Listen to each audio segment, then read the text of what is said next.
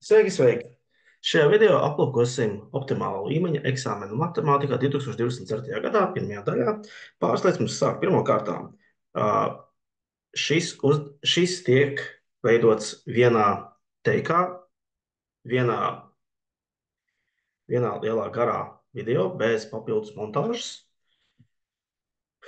Otrām kārtām, šis video parasti top kaut kur mājā, jūnijā, tieši pirms skolēna raksta jau nākamo eksāmenu, bet izdomāju, ka šoreiz tas tiks izveidots jau tagad, septembra sākumā, un es ļoti bieži runāšu, it kā es runātu ar šā brīža 12. klasi, kura arī gatavojās gan augstākajam līmenim tagad, bet šobrīd dzird atgrieznisko saiti par to, kāds bija optimālais līmenis.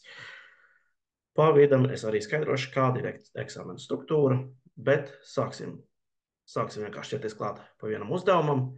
Un pirmie 8 uzdevumi ir ar iespēju demonstrēt zināšanas un izpratni algebrā.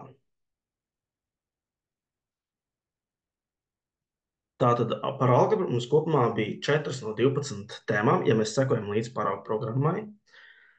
Bija tēma par racionālām algebriskām izteiksmēm, bija tēma par vienādojumiem un nevienādībām.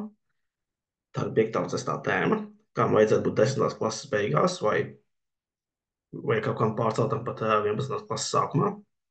Kā arī tēmas par virknēm, kas ir 9. tēma, un 10. tēma par eksponentu funkciju un pakāpēm arī. Tālūk.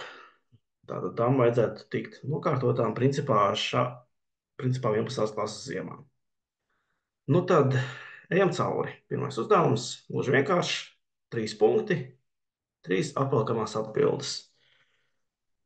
Un skatāmies, kas tur mums būs. Pirmais uzdevums, pirmais piemērs mums ir summa 1 plus 1 līdz ar x, un ar ko tā ir vienāda. Un kāpēc atbilde būs tieši tāda, kāda tā ir? Skatāmies.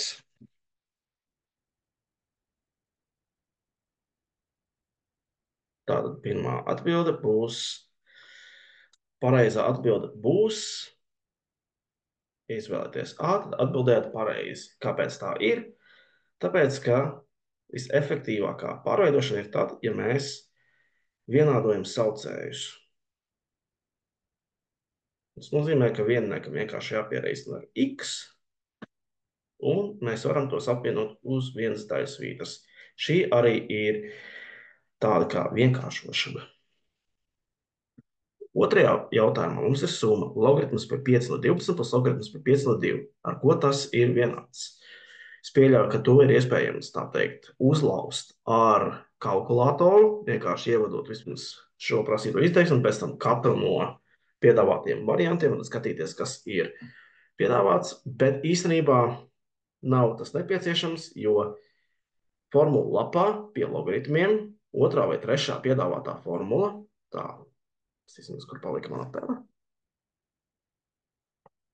2. vai 3. piedāvātā formula ir logaritms pie A no B plus logaritms pie A no C ir vienāds ar logaritmu pie A no B reiz C. Un mūsu gadījumā tas nozīmē, ka mums arī tieši šis gadījums ir. Bāze ir nemainīga, tas nozīmē, ka A un B varianti nedara, mums jābūt kaut kam ar bāzi 5, bet argumenta pozīcijā mums ir jābūt sareizinātam 12 un 2. 12 reiz 2, kā zinām, ir 24. D ir pareizā atbilde. Trešais apakšpunkts ir par šo te summu 5 pakāpe x plus 1 plus 5 pakāpe x. Kaut kas nedaudz grūtāks. Un šeit mums tiek pārbaudīts atkal pakāpju īpašības. Pakāpju īpašības.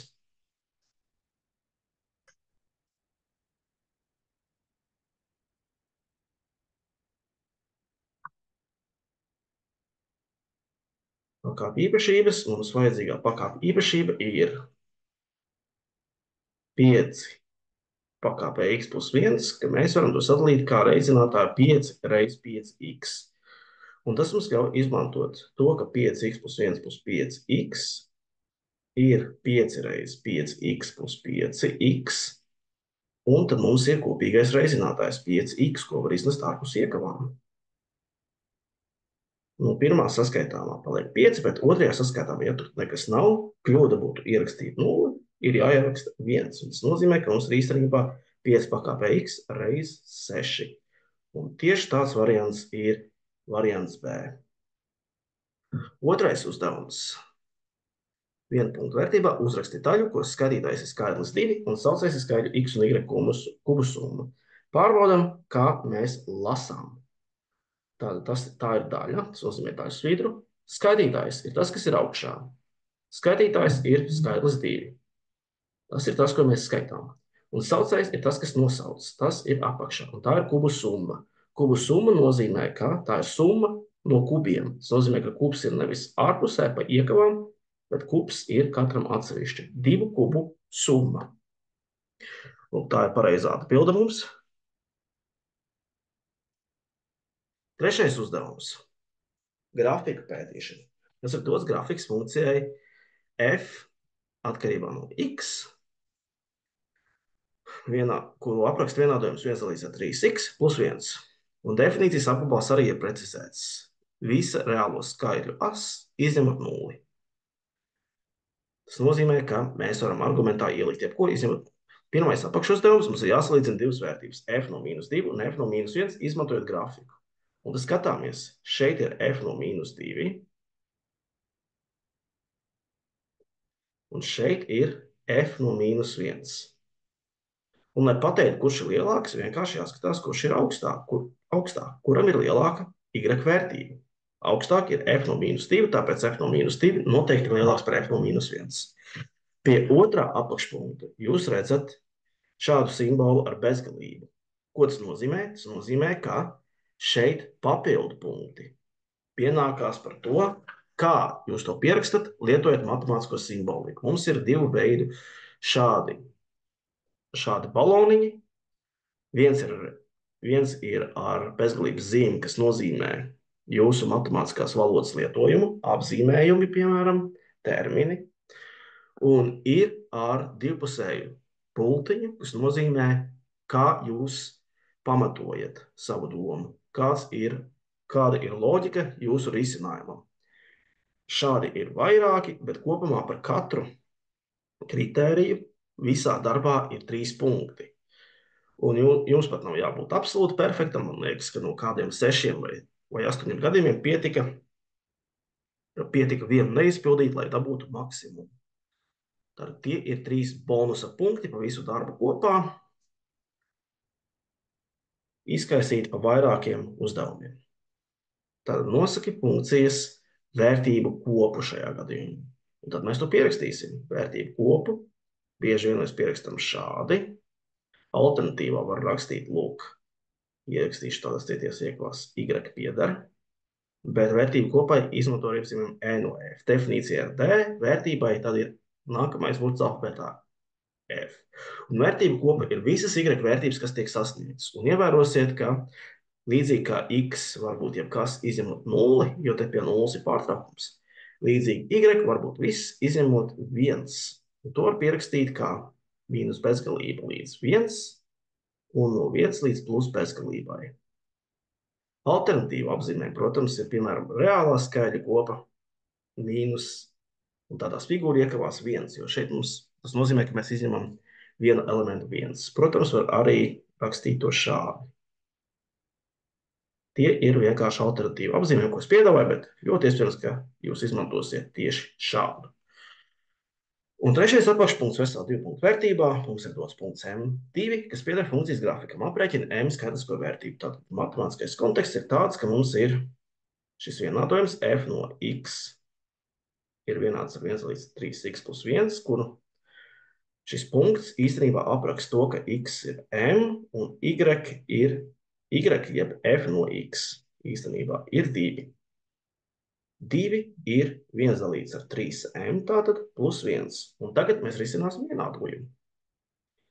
Man patīk parasti paturēt nezināmo kreisajā pusē, tāpēc es sākšu ar to, ka es samainu, atņemu 1 no abām pusēm. Tādā veidā man pazūd kreisajā pusē 1, bet labajā pusē ir 2 mīnus 1, tad 1.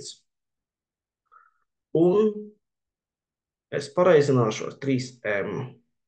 Tāpēc es turpinu šeit, pareizinu ar 3m. 1 ir vienāds ar 1 reiz 3m. M, protams, ka nebūs 0, jo tas nav definīcijas apgabalā. Tad 3m ir 1. Es vēlreiz samainu vietām, tāpēc, ka man patīk, ka nezināmais ir kreisajā pusē, nu tad izdalam ar 3. M, acīm redzot, ir 1 dalīts ar 3. Tātad vajadzīgais punkts M ir 1/3 2. Ko man īstenībā nebija jāraksta? Man vienkārši jāuzraksta M skaidrs kā vērtība rezultātā. Nu tā, 2 punkti. Kur tie 2 punkti varētu būt paslēpti? Protams, par to, ka ir pareizā atbilde būs 1, bet vēl viens par šīm pareizi izpildītajām darbībām. Viens no 2 punktiem būs tad, ja mēs esam veiksmīgi iesākuši, bet kaut kā esam kaut kur pa vidu pieļāvuši kādu kļūdu, kā rezultātā M nav pareizā vērtība. 4. uzdevums. Mums ir dota ģeometriskā progresija. Atkārtojam ģeometrisko progresiju. Mums ir jānosaka ģeometriskās progresijas kvocients. Ģeometriskā progresija nozīmē to, ka visi elementi, katrs nākamais elements ir iepriekšējais reiz kāds skaitlis, kas ir kvocients. Arī šajā gadījumā mums tad nākamais elements ir 30, bet iepriekšējais bija 12 reiz Q. Un tāpēc, lai noteiktu Q, mums ir vienkārši 30 jāizdala ar 12. Tātad ģeometriskā progresija ir reizināšanas virkne. Katru reizi tiek piereizināts viens tas pats skaitlis 2,5, tāpēc ir pareizā atbilde. Attiecības starp diviem blakus esošajiem locekļiem. 5. uzdevums. Mums ir jāatrisina nevienādība 0,5 pakāpē x lielāks par 1. Nu tā, nav sarežģīta nevienādība, bet tomēr izgaismoši, kādi ir soļi. Es saviem skolēniem saku, ka tādās vienkāršākajās eksponentu vienādojumos vai nevienādībās mēs sākam ar to, ka katrā pusē ir jāpanāk vienāda bāze, viena un tā pati bāze vienam saskaitāmajam. Tātad 0,5 un 0,5. Tā kā mums labajā pusē ir 1, to var panākt ar pakāpi 0, un tāpēc mums būs jāsalīdzina x un 0. Ja tas būtu vienādojums, viss būtu ļoti vienkārši, bet tā kā šī ir nevienādība, mums ir jāpārbauda mūsu vērība un atmiņa vai vispār izjūta. Ja bāze ir mazāka par 1,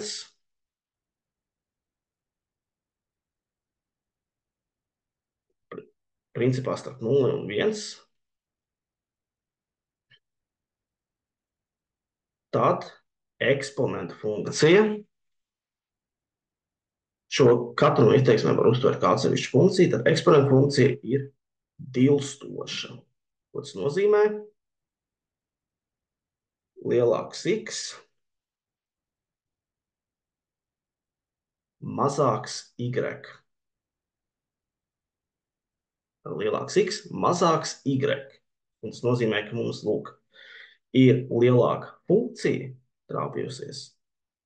Tāpēc x-am ir īstenībā jāmaina zīme uz pretējo pusi. X-am ir jābūt mazākam par 0, lai rezultāts būtu lielāks par 0,5 0. pakāpē.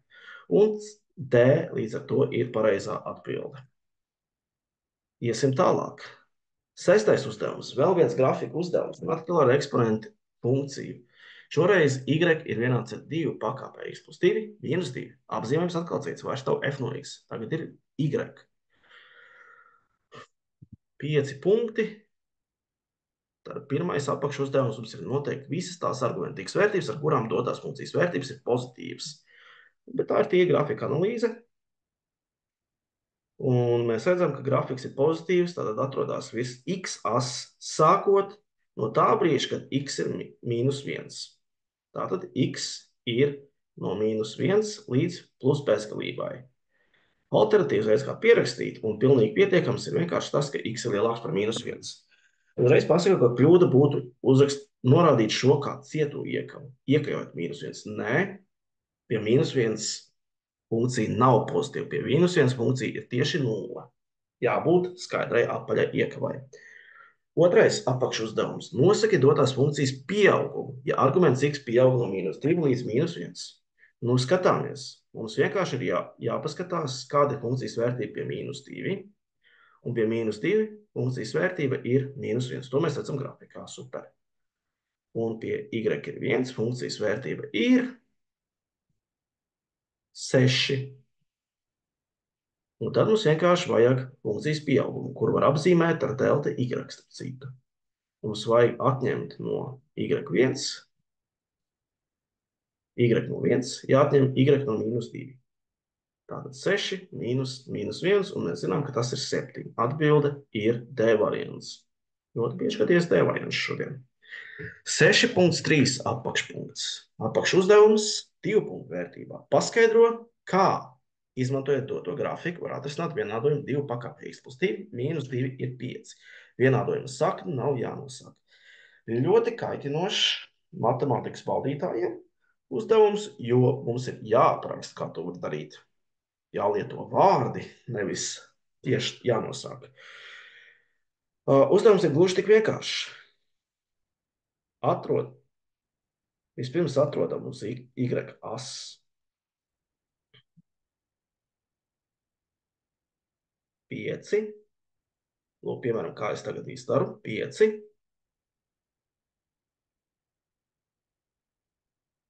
Velk paralēli. Velk perpendikulāru līniju.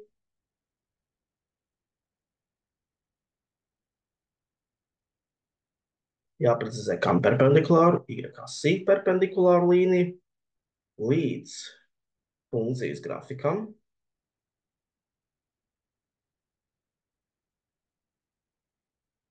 Tātad šādi. Un mēs apstājamies tur, kur ir funkcijas grafiks. Un 3. Velk x asī perpendikulāru līniju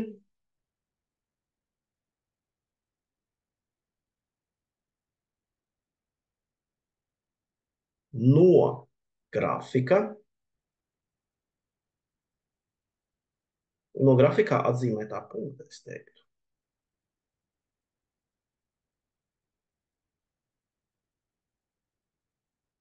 Līdz x asī. Tātad, kur mēs esam ieguvuši punktu. Un kur kaut kas zem 1. Un pašās beigās mēs pasludinām, ka iegūtais krustpunkts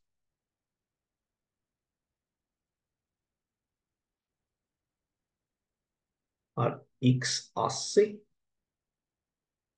ir vienādojuma sakne.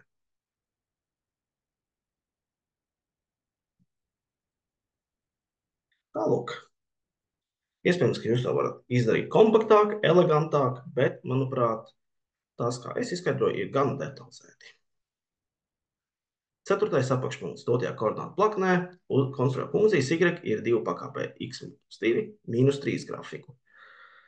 Viens veids, viena lieta, ko mēs varam darīt, ir, protams, sastādīt tabuliņu un rēķināt, kādu vērtību ir -1, -2, bet īstenībā nē, mums pietiek vienkārši salīdzināt ar doto funkciju. Un ja mēs paņemam doto funkciju un prasīto funkciju, tad mums vienkārši jāredz tas, kāda ir atšķirība. -2, -3. Jaunā funkcija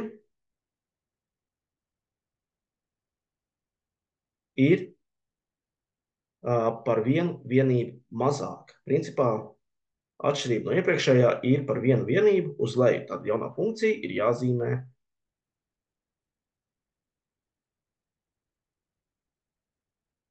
vienu vienību zemāk.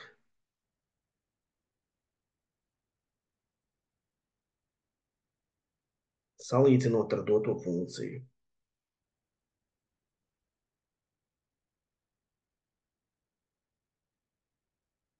Tātad šeit ir asimptota, kas ies cauri -3, un katrs punkts ir būtībā vienu vienību zemāk.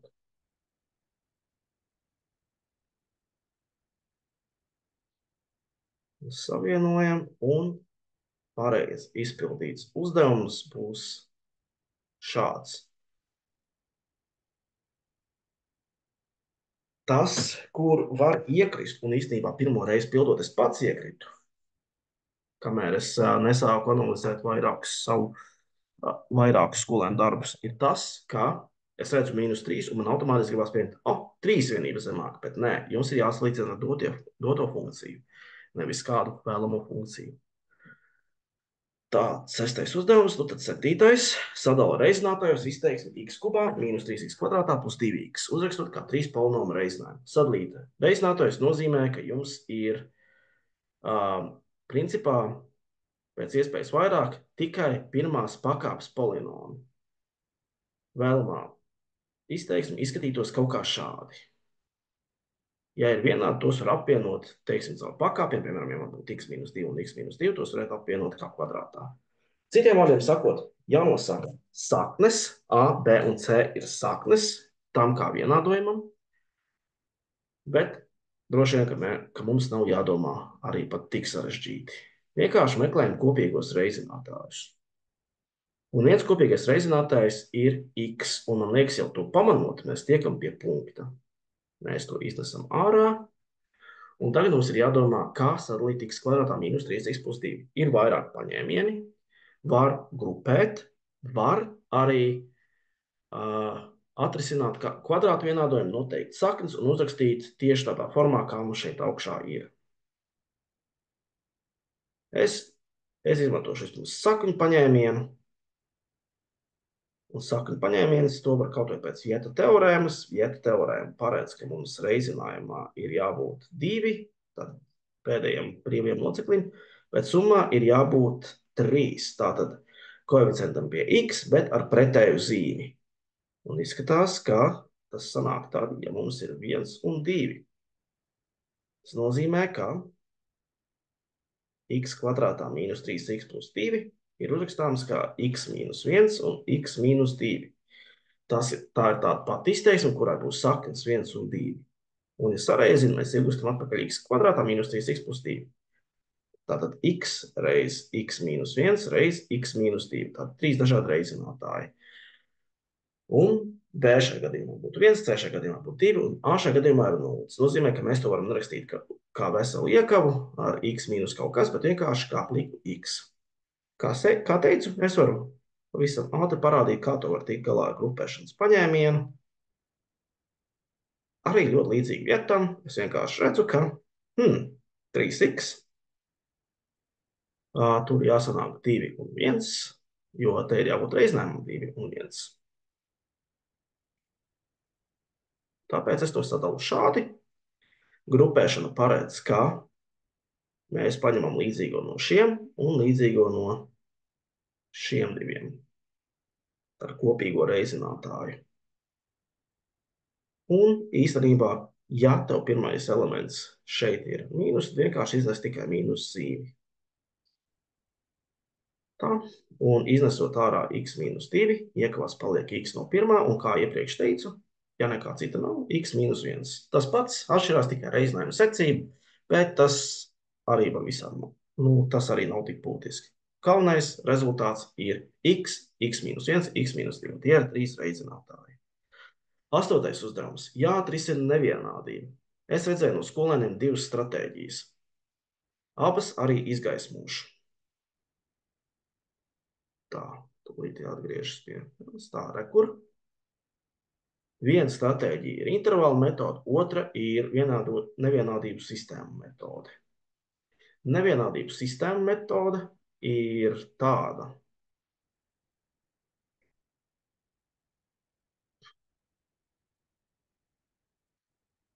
Tā, gribu tādu smuku izrakstu, atvainojos par kavēšanos, bet nevienādības sistēma metode paredz, ka jūs uzrakstat šo te kopēju nevienādību ar loģiskiem apsvērumiem.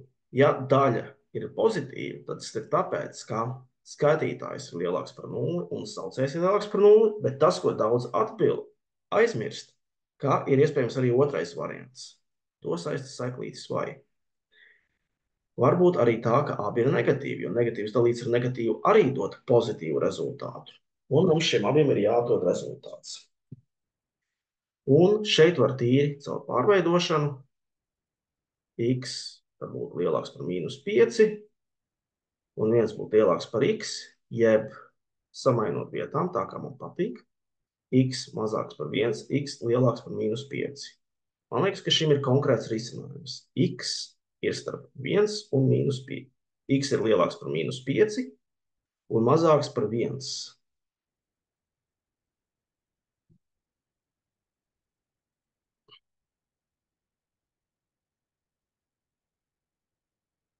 Šajā gadījumā mums viss sanāk otrādi. X ir mazāks par -5 un visu to pašu izdarot, mēs tāpat nonāksim pie tā, ka x ir lielāks par 1. Jā, visa atšķirība ir nevienādības zīmēs, tāpēc arī rezultātam ir šī atšķirība. Un tagad padomājam, vai kaut kas var būt tāds, ka ir lielāks par 1 un mazāks par -5? Nē, nav tā. Tāpēc šis dod mums tukšu kopu. Un pareizā atbilde ir apvienojums no šiem diviem rezultātiem. Tātad šis mums neko nedod, bet pirmais rezultāts no -5 līdz 1 ir īstenībā pats galvenais rezultāts. Tātad x ir no -5 līdz 1. Lietojot šo metodi, skolēns īstenībā ļoti bieži izpilda tikai šo daļu, ka abi ir pozitīvi. Lai par šo varētu vērtētājs iedot visus punktus, ir jāapsver arī otrais variants. Pat, ja tas beigās neko nedod, tas ir jāapsver. Otrs veids, kā izpildīt, un man liekas tāds ļoti drošs un pašam ērts, ir intervāla metode. Tātad intervāla metode atkal, kur man palika pēlē. Dažreiz var gadīties, ka es kavēju ar rakstīšanu tikai tādēļ, ka man pele pazūd no redzes loka. Tātad intervālu metode. Un mums ir vienkārši jāzīmē as, uz kuras ir atlikti 2 punkti. Tātad, ja es skatos, kāda ir sakne pie x plus 5 ir 0, tam sakne ir -5. Atķeksēju -5. Un ja es skatos 1 mīnus x ir 0, tur sakne ir x ir 1. Tas nozīmē, ka pie 1. Un es zīmēju taisnas. Nākamais solis es zīmēju taisnas. X plus 5. X ir pozitīvs. Ar pozitīvu zīmi pretstatā tam, kas saucējā ir mīnus zīme, skatītājā x plus 5 ir pozitīvs.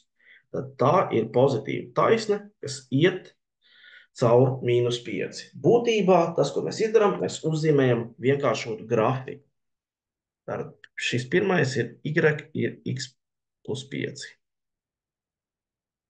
Un otrais ir lejupiejošs grafiks.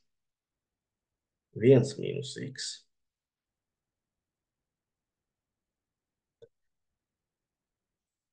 Un mums ir 3 intervāli. No mīnus bezgalības līdz -5,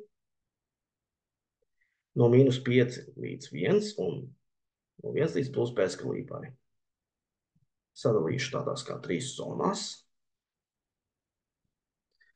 Un mums ir jāskatās šeit no mīnus bezgalības līdz -5 visas vērtības.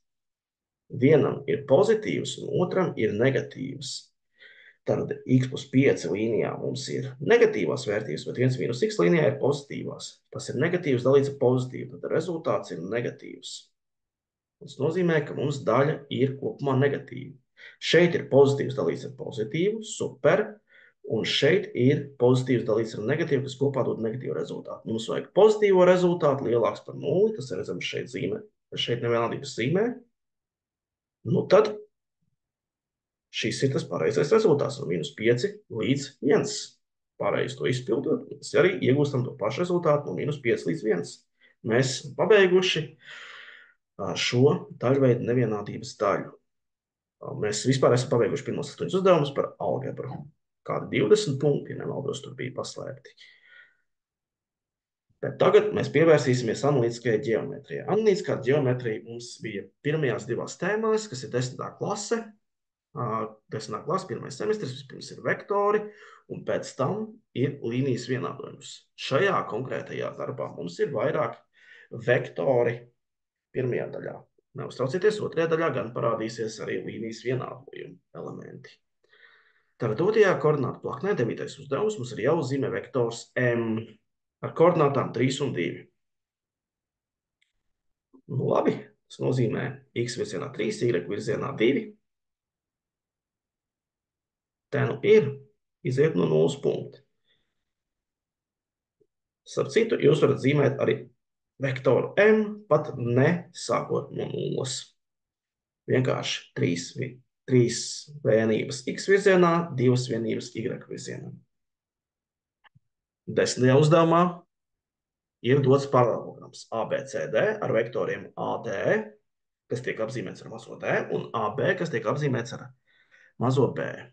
Kura no vienādībām ir patiesa?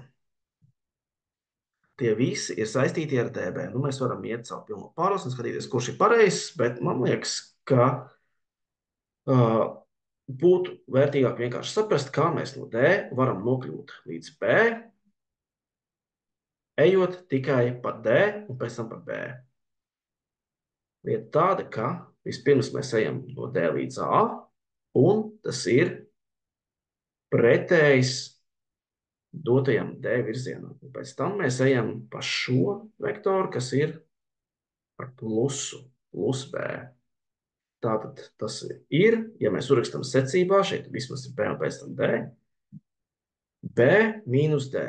Nu, tā kā mēs gājam ir mīnus D plus B, bet īstenībā var jau arī iet caur C, un tas būtu plus B, un no C līdz B atkal mēs gājam pretēji D, tad B mīnus D. B mīnus D ir A variants. Ejam tālāk. 11. uzdevums. Vektori 3 dimensijās. Dots kubs ABCD, EFGH un vektors BE ar koordinātām 0, -4, -4. Pirmais apakš uzdevums, viena punktu vērtībā, kāds ir vektora BE modulis, jeb garums. Un mums ir īstenībā formula lapā arī pie vektoriem telpā parādīts, kā tos rēķina. Un šajā gadījumā būtu vienkārši jādara tā. Lai noteiktu moduli, jums vajag kvadrātsakni, ņemt pirmo koordinātu celt kvadrātā, otro koordinātu celt kvadrātā un trešo koordinātu celt kvadrātā. Tā ir Pitagora teorēma principā, bet ar 3 locekļiem. Tātad 0 kvadrātā, -4 kvadrātā, 4 kvadrātā. 0 plus 16 plus 16, kas ir 16 divas reizes, 32, bet mums tieši vairāk interesē kā 16 divas reizes, jo tad mēs varam vienkāršot 16 reizes kvadrātsakni no 16 reizes kvadrātsakni no 2, kas vienkāršojas uz 4 reizes kvadrātsakni no 2. Tas ir B variants. Pareizais atbilstošs variants ir B.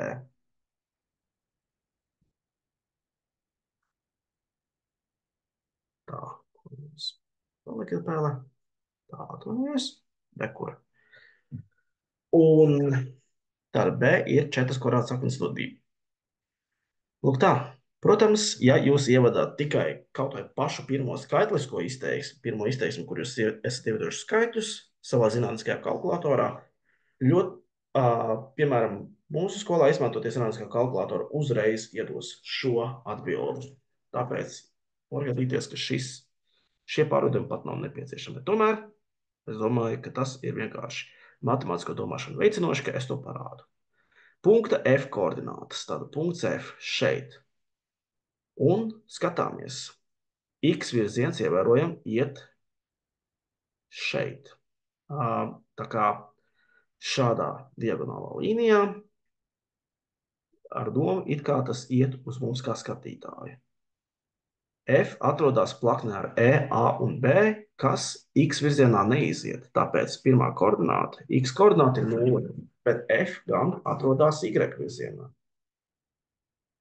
Tās atrodas, tātad mēs varam spriest pēc dotā, ka kubs ir ar malu 4, tātad 4 vienības, tātad ar Y koordinātu 4, un tāpat arī uz augšu 4 vienības, tātad 0, 4, 4. Un mums ir jānosaka, ka vektora CH koordinātas. Mēs varam spriest visādi, bet īstenībā daudz vienkāršāk ir pamanīt, ka CH ir tas pats, kas BE. Ievērojiet, vektori ir vienādi, ja sakrīt to garums un virziens. Un, principā, tas ir šis gadījums. Tikpat garš, jo arī kuba diagonāla, kubas šķautnes diagonāla, skaldas diagonāla, kubas skaldas diagonāla un tas pats virziens. Tātad 0, mīnus 4, 4. Bet citādi to var noteikt tā. X virzienā kustība nenotiek, tātad šajā dziļuma dimensijā kustība nenotiek. Ir 4 vienības pretēji Y virzienam, tas ir mīnus 4, un 4 vienības uz augšu, tātad Z koordināti 4. 12. uzdevums pamato, ka vektori AB ar koordinātām 7, mīnus 4 un AC ar koordinātām mīnus 3,5 un 2 atrodas uz vienas taisnes. Tā paralelitātes pārbaudīšanai mums īstenībā der viens un tas pats tā kā koordinātu attiecības salīdzinājums. Un principā ir jābūt tā, ka ja A un B ir paralēli, kolineāri, tad tas ir iespējams tādā un tikai tādā gadījumā, ja X koordinātas abiem vektoriem un Y koordinātas abiem vektoriem dod vienu un to pašu attiecību. Pārbaudām. Tātad ABX pret ACX ir 7 pret mīnus 3,5. Tas ir mīnus 2. Bet savukārt Y koordinātas salīdzinot ABY un ACY ir mīnus 4 dalīts ar 2 un arī ir mīnus 2. Kas nozīmē, ka ir tieši tas pats, kas ir ABX un ACX. Un tas ir pietiekami. Mēs esam pamatojuši, ka, lūk, šie vektori ir vienādi. Vēl elegantāk ir vienkārši pamanīt, ka, lūk, ja es paņemu AC un sareizinu ar šo pašu mīnus 2, tad mīnus 2 reiz mīnus 3,5 un 2, es iegūstu 7 un mīnus 4, kas ir AB vektori atrodas uz vienas taisnes, ja ir kolineāri, tad, ja eksistē kāds reizinātājs, tā no viena iegūt otru.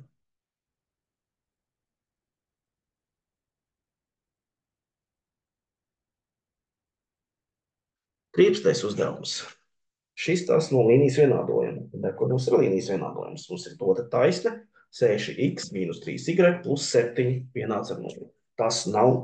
Tas ir vienādojums, bet ne tāds, kas mums ir speciāli jārisina. Mums ir vienkārši jāaplūko tas kā vienādojums, kas apraksta bezgalīgi daudzos punktus, bezgalīgi daudzos pārīšus x un y, kas nosaka šo punktu kopu koordinātu plaknē, kas sakrīt uz taisnes. Tātad 13.1. Un redzat, atkal bezgalības simbols nozīmē. Svarīgi ir tas, kā mēs pierakstam. Mums ir jānosaka koordināts vienam punktam, kas atrodas uz taisnes. Un tas nozīmē vienkārši, ka mēs to esam pareizi pierakstījuši. Tātad būs kāds x un būs kāds y. Pieņemsim, ka es izvēlos x ir vienāds ar 1. Nu tad mīnus 3y. Tātad 6 reiz 1 mīnus 3y plus 7 ir 0. Un šai brīdī tas kļūst par vienādojumu. Mīnus 3y ir mīnus 13. Dalam ar mīnus 3. Un y līdz ar to ir mīnus 13 trešā dalīts ar mīnus 3, jeb 13 trešdaļas, jeb 4 un 1 trešdaļa, kas ir noteikti rekomendējamais veids, kā to pierakstīt. Tātad 4 un 1 trešdaļa. Lūk, viens punkts. Jūs visādus dažādus rezultātus varat ielikt tad, ja x vietā ielikat 0, x vietā ielikat 2.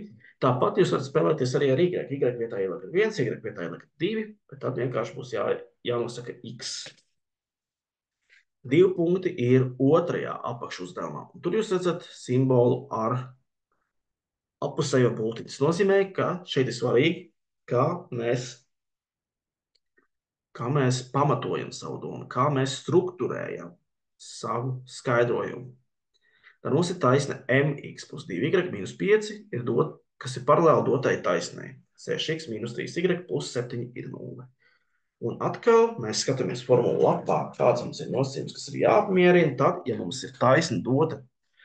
Un tas, ko es redzēju ļoti daudz no saviem skolēniem, piemēram, viņam patīk skatīties tur, kur ir norādīts šādi, bet īstenībā mums ir kaut kas šādā formā. Un, lai taisnes būtu paralēls, mums vienkārši, lai divas taisnes A1A, A1X plus B1Y plus C1 ir 0, būtu paralēls ar A2X plus B2Y plus C2 vienāds ar 0, tad nosacījums ir ļoti līdzīgi kā ar kolināriem vektoriem. Koeficienti pie x un koeficienti pie y, lai ir ar vienu un to pašu proporciju. Tā, es atļaušos uz brīdi iepauzēt. Tā mazā pauzīte bija, lai pārbaudītu, vai tiešām šis ir formula lapās. Pārliecinājos, ka līdz galam, ka tomēr nebija. Bet es pabeigšu šo skaidrojumu veidu. Un parādīšu arī to veidu, kā var tikt galā ar to, kur ir jāizmanto kritērijs, kas ir piedāvāts formulu lapā, kad y ir izteikts. Tātad šeit vienkārši mums ir jāsalīdzina m ar 6 attiecībā pret 2 un mīnus 3. Tātad y koeficientu attiecībai ir jābūt tādai pašai kā x koeficientu attiecībai. Tātad 2 reiz 6 dalīts ar mīnus 3, 12 dalīts ar mīnus 3, mīnus 4. Bet šis būtu strādājis tā, ja?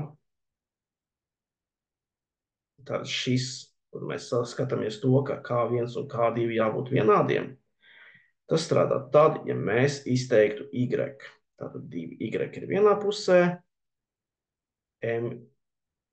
mx un 5 pārceļās uz otru pusi, tas kļūst par mīnus mx un plus 5.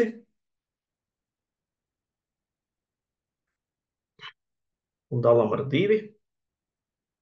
Tātad y ir mīnus m dalīts ar 2x plus 5 puses. Savukārt, ja uztaisīšu tādu maz nodalošu līniju, savukārt, ja mums ir 6x mīnus 3y plus 7 ir 0, tad atkal mīnus 3y ir vienā pusē, un viss pārējais, mīnus 6x mīnus 7 otrā pusē, izdalam ar mīnus 3. Y ir 2x plus 2 un 1/3. Un atkal K1 mums ir mīnus m dalīts ar 2, K2 ir 2. Ar K1 ir K2, jo mums ir paralēls taisnes.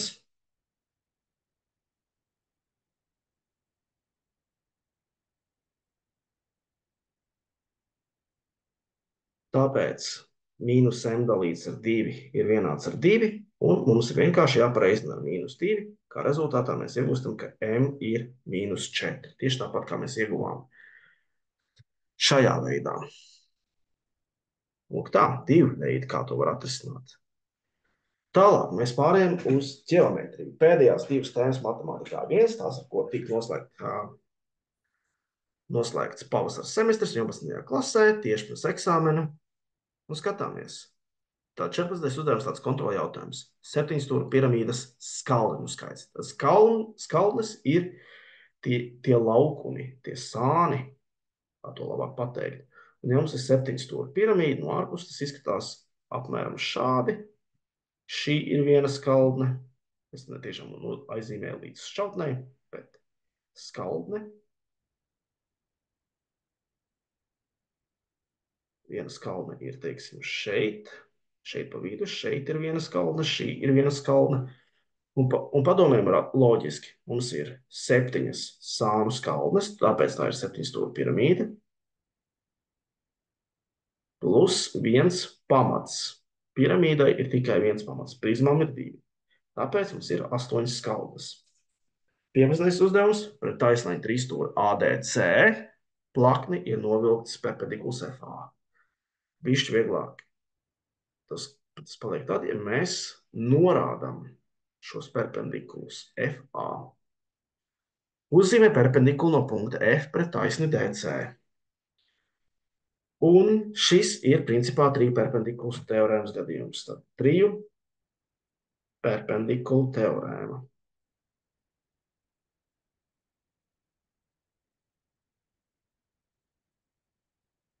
Triju perpendikulu teorēma paredz, ja mums ir mums ir dota taisne. Dota taisne, pret kuru novilkt viena perpendikulāra. Cita taisna plaknē, un vienā vietā uz šīs perpendikulārās taisnes ir vēl viena perpendikulāra taisne. Tā kā telpā, pretējā dimensijā, tad, ja es novilkšu slīpni, tā slīpne būs perpendikulāra arī pret DC. Tas jau ir tas, kas mums vajadzīgs. Tad DC ir perpendikulārs pret TA, un FA ir perpendikulārs pret TA. Vienkārši no šiem diviem nosacījumiem seko, ka DC būs perpendikulārs pret DF, slīpni, kas te novilkta. Lūk tā. Ejam tālāk. 16. uzdevums. Regulārs četrstūra piramīdas pamata laukums ir 25 kvadrātcentimetri, un sānu vismas laukums ir 50 kvadrātcentimetri. Aprēķini divplakņu kakta leņķa pie pamata lielumu grādos. To var rēķināt visādi, bet es tomēr šoreiz palikšu pie paša vienkāršākā gadījuma. Skatāmies formulas, un mēs ieraugam, ka kosinus no alfa piramīdās, kosinus no šāda leņķa ir vienkārši attiecības starp pamata laukumu un sānu laukumu. Tā, fiks tūlīt pārbaudīšu, vai es jums nesavangoju. Manuprāt, ka nē, bet nesāp pārbaudīt. Jā, tieši tā arī ir. Protams, tikai formula jums īstenībā formula lapā ir dota šāda, ka sānu laukums ir nosakāms kā pamata laukums dalīts ar kosinus no alfa, precizējot, ka alfa ir tieši šāds leņķis. Tas ir divplakņu kakta leņķis.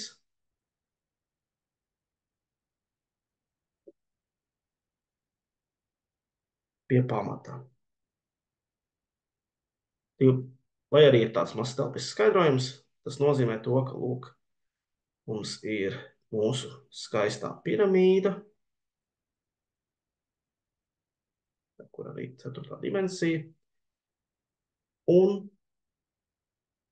divplakņu kakts pie pamata ir, lūk, šeit. Bet, ātri tad vienkārši veicam to noteikšanu. 25 dalīts ar 50, tas ir viena puse. Un tas nozīmē to, ka leņķis ir tās, kas kosinusam dod vienu pusi, tie ir 60 grādi. Kalkulatorā eksistē funkcijas, tā poga izskatās šādi. Kosinus mīnus 1 no 60 no vienas puses. Un tas arī izdos jums 60 grādus. Ir nosacījumi, ka jums iestatījumi ir uzlikti, lai visi leņķi tiek noteikti grādos. 17. uzdevums. Mums ir taisnēji 3 stūris ar katešu garumiem 4 un 3, kas rotējā pīsāko kateti. Vispirms mums tas ir jāuzzīmē. Tātad rotējā pīsāko kateti, tātad 4 un 3, tas ir visklasiskākais Pitagora 3 stūris. Rotējā pīsāko kateti, tātad šī ir īsākā katete, šī ir rotācijas as, un tas nozīmē, ka mūsu rezultātējošā figūra ir kaut kāda šāda.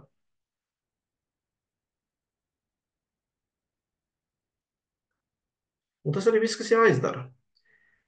Konusu definē šī veidula un loks, un tāds kā ovāls, kas reprezentē apli, vienkārši, kas ir slīps, pateicoties mūsu skatam no taisni no augšas. Rādījusa garums šim rotācijas ķermenim. Arī to nav nekas daudz ko domāt. Rādījus ir vienāds ar otru kateti, kas ir 4 cm, vienkārši 4 cm. Tā. 18. uzdevums. Mums ir dots taisnes stūra paralēlas kalnis ABCD, A1, B1, C1, D1. Doti daži garumi. DC ir 10 cm, AD ir 8 cm, AA1 ir 11 cm. Mums vispirms ir jāaprēķina dotā taisnes stūra paralēlas kalnis sānu virsmas laukums.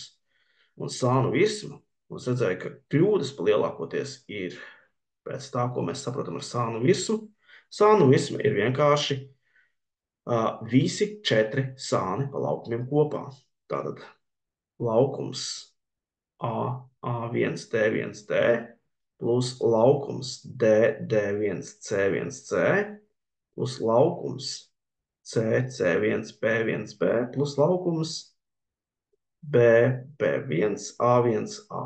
Šī daļa pat nav obligāti jāraksta, tā varat iztēloties. Un taisnot paralēli skatām ir tāda īpašība, ka tie laukumi būs par pāriem vienā. Tad mums būs divas reizes tāda laukuma kā AA1, D1, D ar malu garumiem. Tātad. Un es tikko pamanīju, ka es nepareizi apzīmēju AD. Es ierakstīju A1T, bet īstenībā mums ir AD. AD ir šeit. Labi, ka šai brīdī es to pamanīju un novērsu. Tāpēc jau likās dīvaini. Tā būtu vēl viena ekstra lieta, ko man teikt. Tā ir divas reizes tāds kā A1, D1, D. Tad 11 reizes 8 plus divas reizes tāds kā DD1, C1, C. Tad ar malām 10 un arī 11. Un tad mēs vienkārši izrēķinām. 2 reiz 11 reiz 8. Šeit gan nekautrēšos no kalkulatora. 176 plus 220. To man ir daudz vienkāršāk izrēķināt. Tātad 396 un neaizmirstam, kvadrātcentimetri ir daļa no atbildes. 18,2 apakšuzdevums jāpēķina laukums taisnstūrim D, A1, B1, C. Arī šeit ievērojiet, ka ir abi burbulīši. Gan par simbolu lietojumu, par matemātikas valūzētam, gan par secīgumu. Nu tā, jāprēķina laukums taisnstūrim D, A1, B1, C. Es pamainīšu krāsu beidzot un izcelšu to, ko mums vajag. Tā. Kuras pazūd? Šeit. Mums vajag noteikt šo te taisnstūri. Mēs taisnstūrim zinām vienu no malām, bet otru mēs nezinām. Bet sagadīšanās pēc tā otra ir iegūstama caur taisnai trīsstūri, caur Pitagora teorēmu. Tāpēc mēs sākam ar to, ka mēs noteiksim A1D. Kā strukturēt pierakstu? Man, piemēram, liekas gana veselīgi darīt šādi. Dots A, B, C, D, A1, B1, C1, D, viens taisnstūri paralēls kalnis.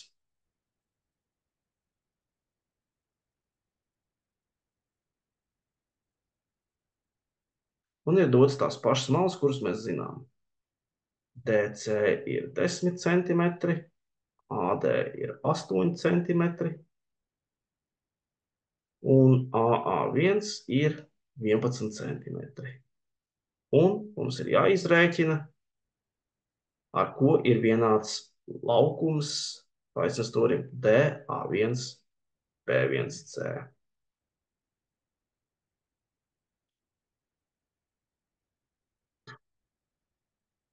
Nu, tad aiziet. Nu, mēs izgaismojam savus soļus. Vispirms noteiksim A1D. Un tas ir vienkārši caur Pitagora teorēmu iegūstams A1 kvadrātā plus AD kvadrātā.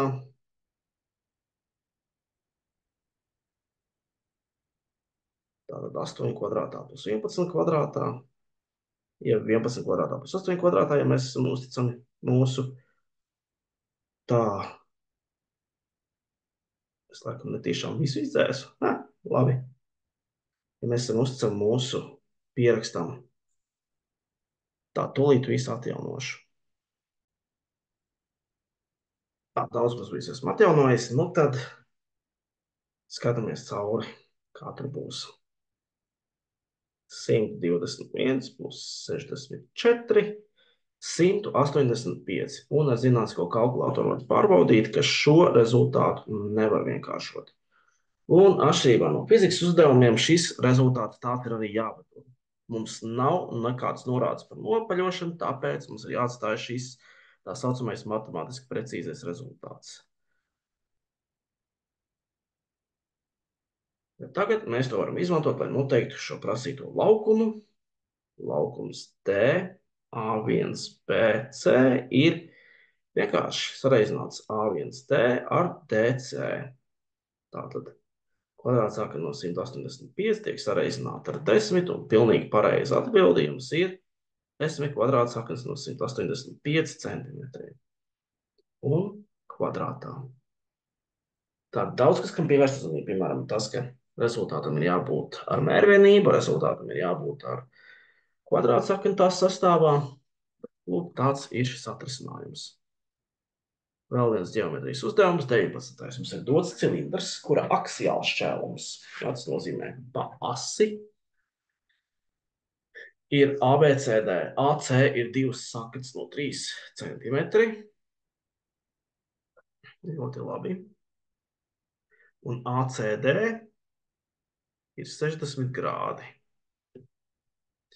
Aprēķini cilindra radiusa garumu. Atkal mums vērtēs spriestspēju, bet principā mēs sāksim ar to, ka mēs uzzīmēsim trīsstūri. Mans padoms ģeometrijā - meklējiet trīsstūrus. Tā, šitas būs tāds pašaurs, uzzīmēsim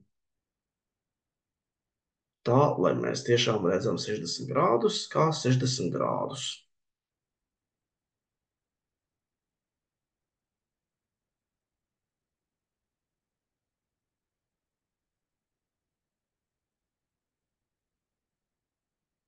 Tātad šeit ir 60 grādi, šeit ir 2 kvadrātsaknes no 3 centimetri, un mēs, tā kā šis ir aksiāls šķēlums, tad šeit ir A un D, te ir C, tad šeit ir 2 radiusi. Kas ir diametrs? Mums vajag 1 radiusu. Un tā ir principā pamata trigonometrija šajā vietā.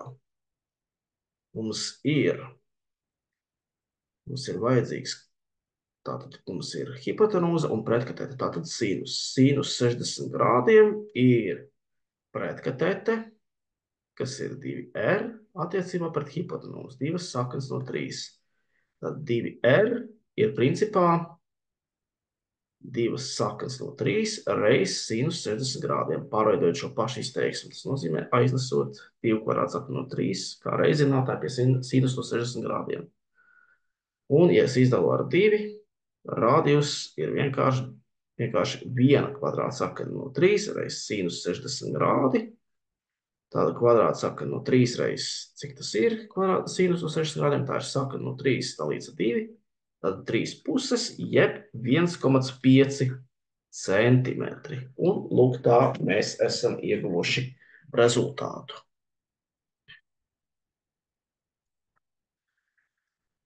Vēl ģeometrija turpinās 20. uzdevumā. 2 apakšpunkti, tad mums ir lodes rādījus 10 centimetri. Tā ir ievilkta kubā. Uzzīmēšu nelielu skici.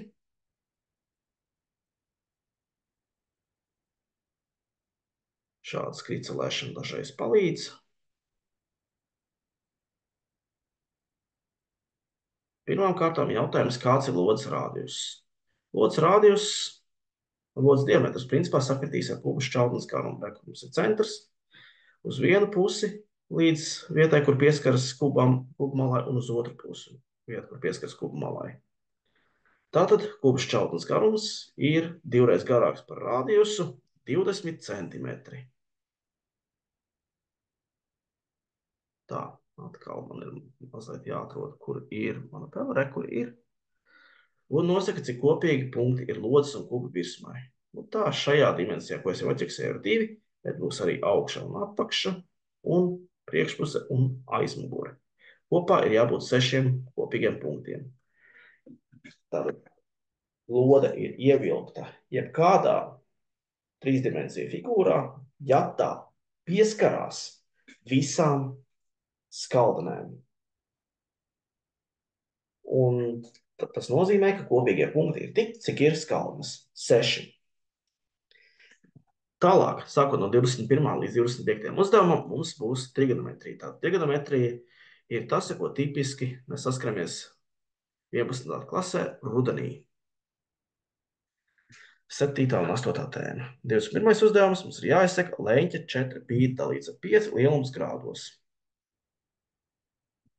Un te vienkārši jāizmanto zināšana, ka pi ir vienāds ar 180 grādiem. Kalkulātoram man paprasīja, ko tas nozīmē. Vienkārši jāizpild šī darbība. 144 grādi. Tik vienkārši.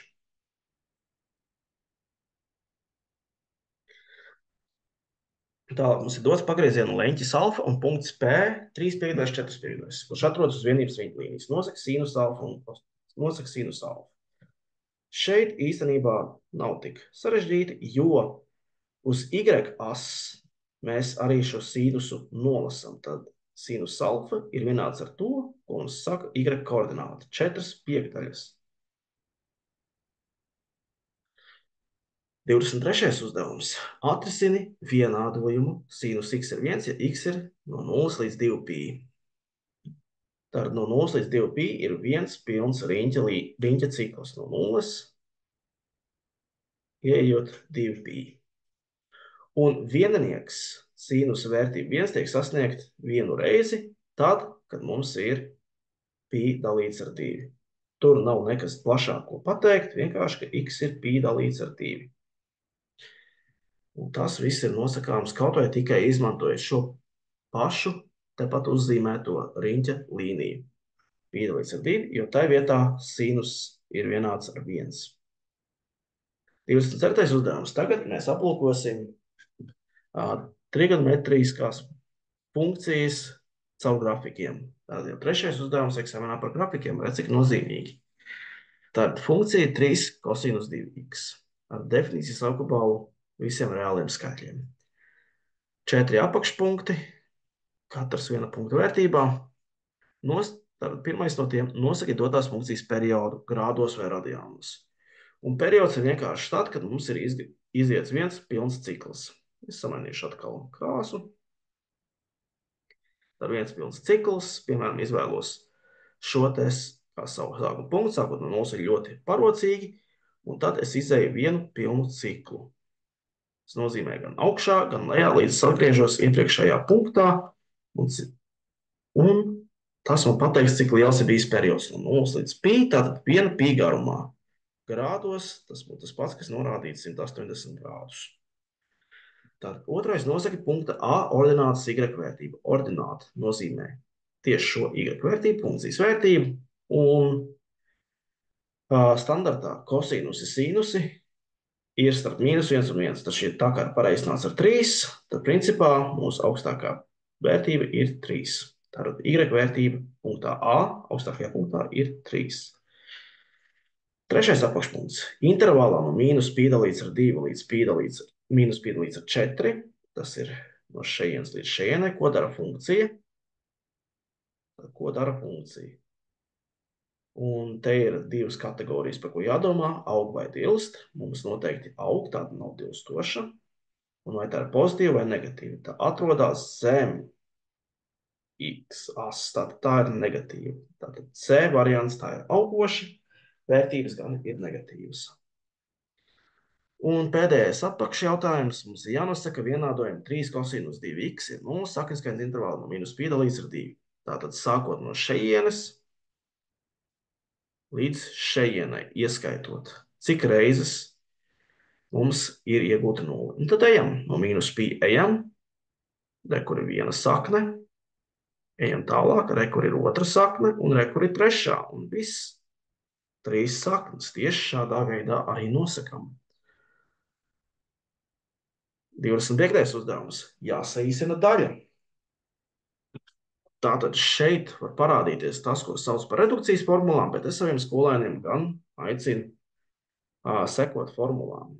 Sekojot formulām, mēs zinām, ka šī summa, 3π dalīts ar 2 plus x, ir pārveidojama, izmantojot šo te formulu. Kur sinus no summas ir sinus reiz kosinus no otra leņķa, plus vai mīnus, atkarībā no tā, kas saistīja, ja summa, tad plus kosinus no alfa reiz sinus no beta. Un to var arī izmantot, ja redukcijas formulas galīgi nestāv galvā. Formula šeit var izklāt. Piemēram, šobrīd man ir grūti izdomāt, ar ko būtu vienāds sinus no 3π dalīts ar 2 plus x, tādēļ es izmantoju redukcijas formulu. Man tā patīk. Tātad alfa vietā mums bija 3π dalīts ar 2, un beta vietā mums ir x. Savukārt ir vēl viena cita formula, ja mums ir sinus no 2 alfām, tad tas ir principā 2 reizes sinus alfa kosinus alfa. Šoreiz mums vienkārši ir x, nevis alfas. Skatījos, daudziem parasti ir kārdinājums kaut ko saīsināt, bet saīsināt jūs varat tad, ja mums ir kopīgi reizinātājs. Saucējā sinus un kosinus ir kopīgs reizinātājs visā izteiksmē, bet skaitītājā sinus x ir tikai vienam atsevišķam saskaitāmajam, un tāpat arī kosinus. Tāpēc saīsināšana vēl nav iespējama. Ko mēs tālāk darīsim? Mēs vienkārši tālāk paskatīsimies, ko mēs varam vienkāršot. Mēs varam vienkāršot to, ka mēs varam noteikt konkrētas vērtības. Sinus pie 3π dalīts ar 2 ir -1. Un kosinus pie 3π dalīts ar 2 ir 0. To var redzēt arī uz riņķa līnijas. Un būs tāda ne tā smukākā riņķa līnija, bet lūk, sinus no x un kosinus no x. Mēs sākam no 0, ejam, un šeit ir 3π dalīts ar 2. Kā leņķis. Un te pašā laikā te ir -1 uz sinusu as, bet velkot uz kosinusu as, mēs atduramies pie 0 punkta uz kosinusa. Tāpēc mēs šīs vērtības varam izmantot -1 reiz kosinus x plus 0 reiz sinus x, 2 sinus x reiz kosinus x. Mazliet sakārtojot, mēs iegūstam mīnus kosinus x dalīts ar 2 sinus x kosinus x, un tagad gan varam saīsināt, un mēs iegūstam gala rezultātu. Neko vairāk nevaram izdarīt, tā mēs zinām, ka saīsināšana ir pabeigta. Un tālāk pēdējie uzdevumi būs par kombinatoriku, varbūtību teoriju un statistiku. Tā ir 10. klases ziema, 3. un 4. tēma. Arī kopu teorija tur parādās, kā mēs redzam 26. uzdevumā. Šeit mums prasīs arī pareizus apzīmējumus. Mums ir dota kopa 1A, kuras elementi ir 1, 3, 5, 7. Un dota kopa C, AP 10 un 15. Un zināms, ka starpība ir 3 un 7. Jānosaka A un B, ir skaidrs, ka A ir mazāks par B. Nu, gluži vienkārši. Mums jānosaka A un B. Tātad no A ir pazudušas tās vērtības, kas ir kopā C. Tā kā 10 un 15 nav kopā C, mēs varam secināt, ka tas, kas ir izņemts, ir tas pats, kas ir A un B. Ir izņemts 1 un 5. A ir mazākais no tiem diviem. Tātad 1 un B ir 5. Lūk kā. Tālāk mums ir jāizrēķina izteiksmes 27. uzdevumā. Un šeit vienkārši mēs atkārtojam faktoriāļus. Faktoriāls no 3 nozīmē, ka mēs sareizinām visus naturālus skaitus līdz tam. 1 reiz 2 reiz 3, tātad 2 reiz 6, 12. Un otrajā apakšpunktā mums ir jāizrēķina variācijas.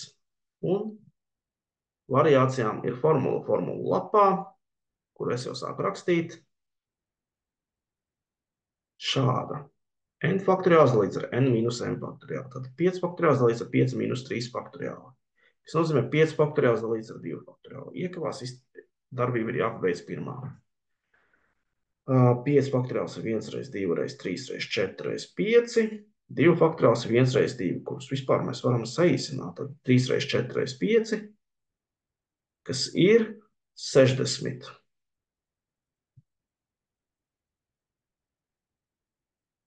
Divdesmit 8. uzdevums. Par kastu diagrammu. Kur no lielumiem mēs no kastu diagrammas nenoteiksim? Kastu diagramma, un mēs varam pašpiekot vienā no vēlākajiem uzdevumiem. 33. būs, redzam, kā izskatās kastu diagramma. Kastu diagramma parāda mums izkliedi, atspoguļojot mediānu, kvartiles, minimālo un maksimālo vērtību. Un, kā redzat, nosaukts tiek gandrīz viss, izņemot modu. Moda ir visbiežākā vērtība. To mēs kastu grafikā neredzēsim. 29. uzdevums. Autobuss pirmās 4 stundas brauc ar ātrumu 86 km/h, un pēc tam vēl 3 stundas ar ātrumu x km/h. Līdz nokļuva galamērķī. Aprēķina x ir zināms, ka autobusa vidējais braukšanas ātrums šī brauciena laikā bija 80 km/h. Nu, daudz ir kārdinājums vienkārši ņemt 86 plus x dalīts ar 2, bet nē, šie nav vienlīdzīgi. Mums ir 4 stundas no kopējām 7 ar 86 km/h un 3 stundas no kopējām 7 ar x km/h. Un rēķinot vidējo, kas nozīmē izdalīt ar 7, mēs ieguvām 80. Un tā mēs arī rēķinām kā vienādojumu. Tad 4 reiz 86, īstenībā tā ir darbība, ko mēs jau drīkstam uzreiz izpildīt. 344 plus 3x ir 80 reiz 7, kas ir 560. Atņemsim 344, 3x ir, tā, neļaujiet man samalot, bet 206. 206. Vai tiešām 206? 216. 216. Un jāizdala ar 3. X ir 72 km/h. Un lūk, tā mēs to izdarām. 30. uzdevums. Nu jau mēs iekāpjam varbūtību teritorijā. Grupā ir tikai tādi turisti, ka runā angļu vai franču valodā vai abās valodās. Zināms, ka angļu valodā runā 24 turisti, franču 15, bet abās valodās 8. Nu, mēs to varam vizualizēt ar Eilera-Venn diagrammu. Mums ir angļu un franču. Viena lieta, kas jāņem vērā, runā 24 turisti, tas nozīmē, ka tie ir pilnīgi visi, kas ir 24 šeit, un pilnīgi visi, kas runā franciski, ir šie 15. Tad arī iekļaujot šķēlumu. Pa vidu ir 8, un tad mēs varam padomāt, 24 mīnus 8, 16.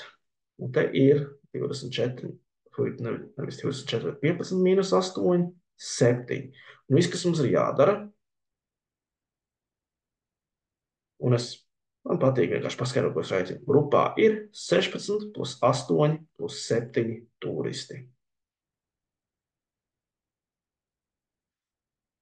Tad mūsu spriedzspēja var arī tikt atainot vizuāli. Tā mēs šeit arī izdarījām. Tad 16 plus 8 plus 7. 16 ir vienkārši. Tik turisti prot tikai angļu valodu.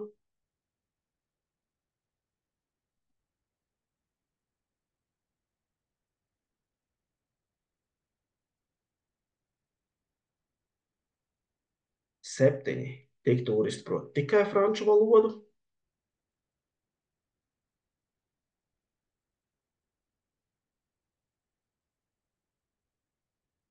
Pieņem, ka tie ir franču turisti. Un 8 tik turisti prot abas valodas.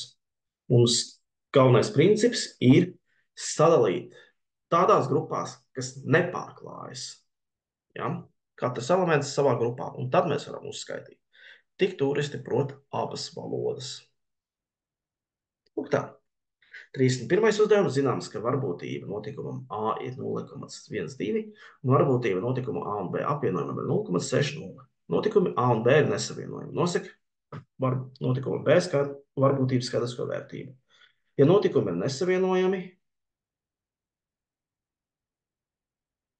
tad tas nozīmē to, ka apvienojums ir atsevišķo notikumu summa.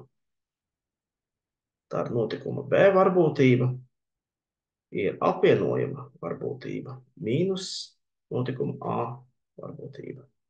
Tad 0,60 mīnus 0,12 ir tā. 0,44. Tā uz brīdi pazuda man.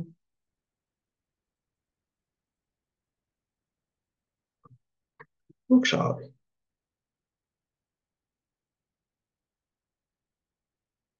Trīsdesmit otrais uzdevums. Spēlē pieteikti 20 sportisti. 11 uzbrucēji, 7 aizsargi, 2 vārdsargi. Aprēķina varbūtību, ka Dopinga kontrolē nejauši izvēlēt 3 sportisti plus uzbrucēji. Tā ir mūsu varbūtība, ko es apzīmēšu ar mazo P. P varbūtība. Ja mums prasa šo skaidrojumu, tad labāk arī norādam. Varbūtība prasītajam notikumam. Mazliet šmalcos, bet tā es arī pierakstu. Varbūtība prasītajam notikumam. Gluži vienkārši. mums ir 11 uzbrucēji no 20, tālāk mums ir 10 no 19 un 9 no 18. Šeit ir iespējas saīsināt. Protams, ka kalkulators pateiks, bet es nekautrēšos arī parādīt, kā es saīsinu. 11 un 19 ir pirmskaitlis, tas nozīmē, ka nekāda saīsināšana tur nav iespējama. Viena daļsvītra, 2, 19, 2. Nemaldos, tam ir jāsanāk vienādam ar 76 saucējā un 11 skaitītājā. Un šeit vienkārši daži paskaidrojumi, lai es justos, ka esmu pamatojis savu loģisko domu.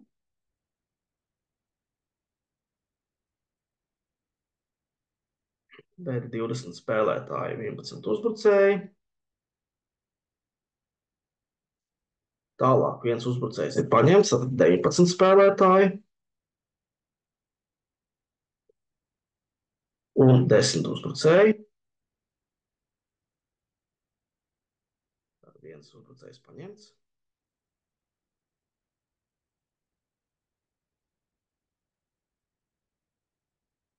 Un visbeidzot,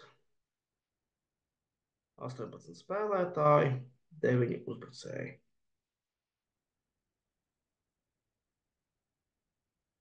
Tas nozīmē 2 uzbrucēji paņemti jau iepriekš.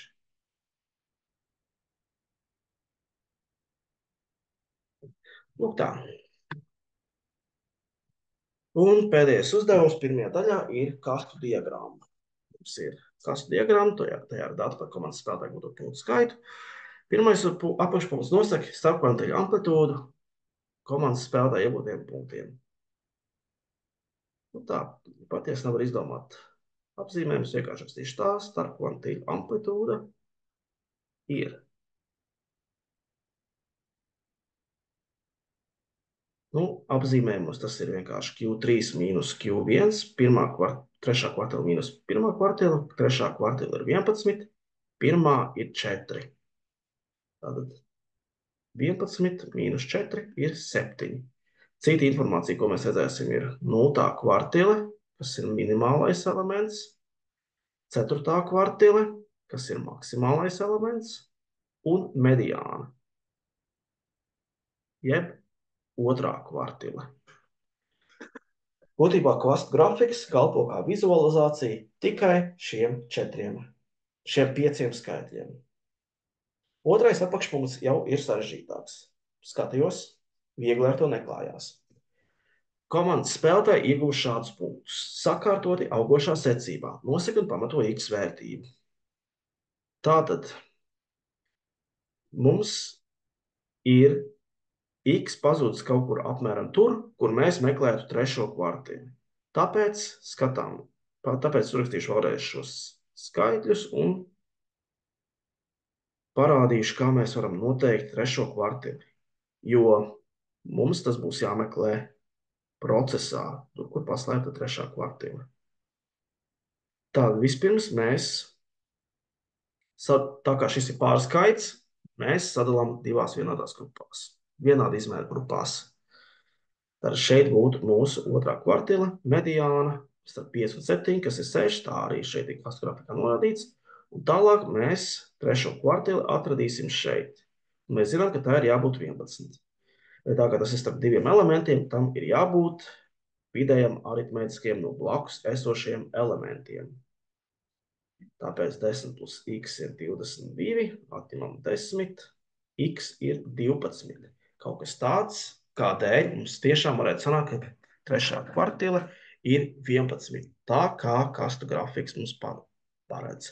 Un lūk tā, mēs esam izbūrušies cauri pirmās daļas uzdevumiem. Es ceru, ka jums tiešām noderēja.